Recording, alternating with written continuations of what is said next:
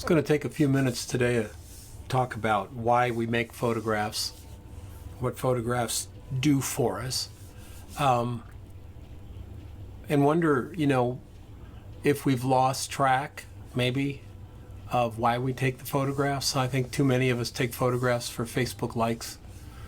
We take photographs to fill our Instagram. We take photographs to do a lot of things. I've always taken photographs to inspire me, along with taking photographs for Facebook likes and Instagram feeds and stuff like that. I'm not, holding myself out there as some paragon of virtue in photography. Those of you who know me know that ain't true. I'm not a paragon of virtue for really anything, nor would I want to be. God knows, you don't want to copy my life. When I got into making photographs, I had this passion to create something that I could see quickly. At the time, I was a musician, a composer. That was my art. Of course, I was not composing for a living. Not very many people get to do that. But I had a regular day job, and I'd come home after my day job and I'd sit there and write music. And so much of it was never played because I wrote a symphony for symphonic orchestra, and I just didn't have that many friends who played oboe and violin. Hey, you guys get together and you take it up to the university, and too many politics involved in that. But I discovered photography was this really fast medium that could give me instant feedback. And of course, I fell in love with photography before the music, so I was already familiar with Weston and Adams and Caponegro and so many of the names, so many of the people who were making photographs that really struck a chord within me. Robert Frank, just very, very excited about black and white photography. So I started making photographs purely for me, absolutely purely for me. And then I discovered that making photographs was a great way to meet girls. I'm being honest here. It was a great way to meet girls.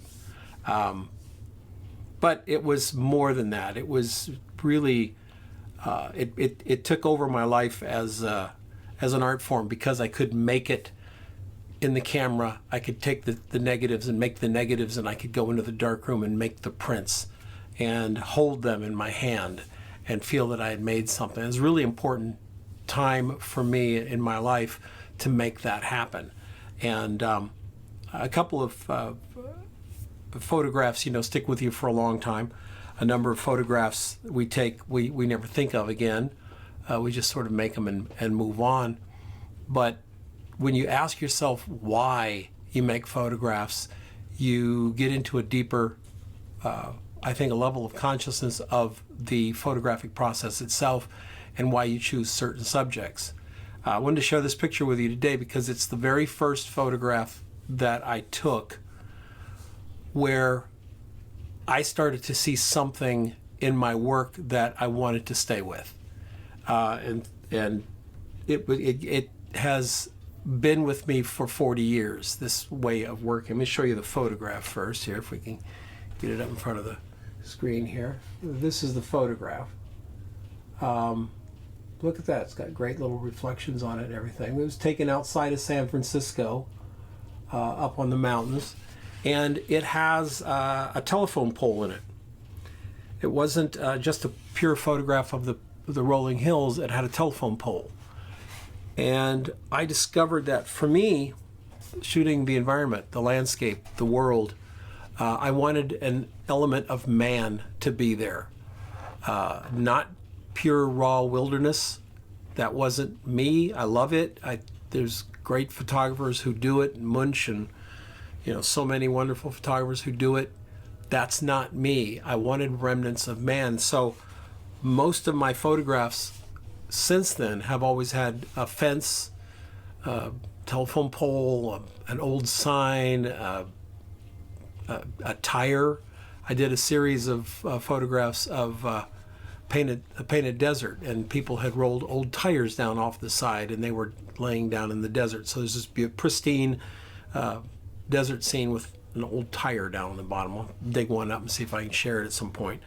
But it was that having man's influence on the environment that really struck a chord, and that's where I've been doing it. This photograph right here, if I can look around here. This photograph is probably 45 years old, 40 years old, at least 40. It's probably 45. And look, I guess I got all the fixer off of it. Some of you won't know that. Another photograph that's really important to me, and another reason we make photographs, are photographs that other people have taken of themselves.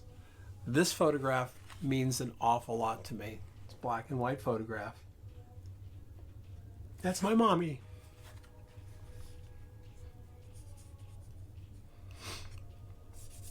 Just before she had me. And I'm sure when she was making that photograph, I'm sure she wasn't thinking, well, this will be a cherished memory for my oldest son. She wasn't thinking that. She was thinking about having a photograph made on that day for that moment. We forget that the photographs we make live up here. So maybe when you're out making photographs today, you'll think, the photograph I'm taking today is now, and it's this, we have this sort of instant gratification. It's like, right now we've got that photograph. Awesome. We've got it right now, and we can do this with it, we can do that with it, and all of these things, and that's fantastic. But it may have long-reaching implications all through your life. That single photograph. I didn't know the day I took this photograph how important it was to me. But it was very important to me moving on, and collecting a body of work that made sense. I'm sure my mom didn't think the day she made that photograph that it would be a treasured memory of her oldest son, because she didn't have an oldest son at the time. So the photographs we make, and when we make them, are not necessarily living in that same time frame. Some of them move on to other time frames. Remember that when you're out shooting. The photograph you make today can impact what you do tomorrow and the next day and the day after that. Making photographs is awesome. I love it. And if you love it, you should keep doing it.